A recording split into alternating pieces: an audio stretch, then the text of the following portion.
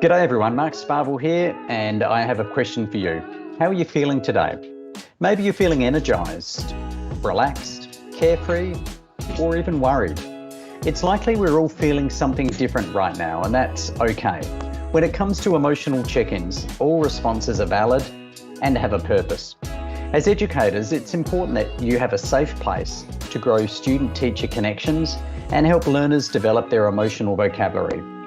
If you haven't tried it yet, the Reflect app in Microsoft Teams offers an easy, effective way to support your students' social and emotional skills, especially in remote or hybrid classrooms. So let's take a look. Now, once I've added the Reflect app into my class team, a heart icon will appear below the message box. When I click on this, it opens up a new Reflect form. First, I'll choose a question. I can ask the class how they're feeling, how the week went, or something more specific like the mood in our classroom. What does it feel like right now? Now, privacy is crucial here since we want students to feel comfortable sharing their emotions.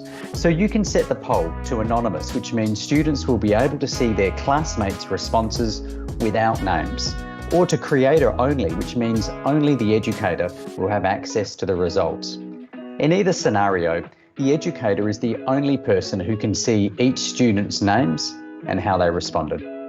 I can also modify the date and time my reflection is sent, or even set up a recurrence to schedule another poll like this one in the future. All right, everything looks good here, so I'll go ahead and hit send, and that's how it will show up in your class team. Easy, right? Now, let's switch over to the student view. Now that I'm signed in as a student, I can respond to the question using one of these emojis. I'm having a pretty good time with you all here today, so I'm going to click on this one. Then I get to pick a word that reflects my choice and labels the emotion I'm feeling right now. I'll go with excited. Once I submit my answer, I can see how others responded, anonymously of course, depending on which privacy setting my teacher chose. Speaking of which, let's check out the Educator View. Back on the educator side, I can now select View Reflections. I'm able to see how each student responded to the question, and if I've sent this prompt before, I can even access previous answers to get a better picture of how their emotions are changing over time. For a more detailed report, we can check the Insights tab. Here I've got a summary of my students' responses to the poll and a week-by-week breakdown of their self-reported emotions. This ability to track the full spectrum of student emotion is especially important. The word emotion literally means to be in motion. It's natural for our feelings to fluctuate and change over time, and Reflect can help bring awareness to all of the ups and the downs.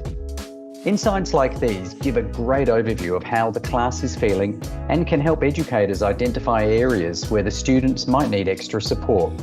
If I see words like lonely or worried becoming a trend, I can facilitate a discussion on those feelings or plan lessons around building resilience. The amazing thing about Reflect is that it's designed to benefit both students and educators. It can give educators deeper insights into their teaching and give students a space to recognise, label and understand their emotions. Thanks for joining me today. If you're ready to get started with Reflect, you can install the app at aka.ms/getreflect or simply follow the step-by-step instructions right below this video.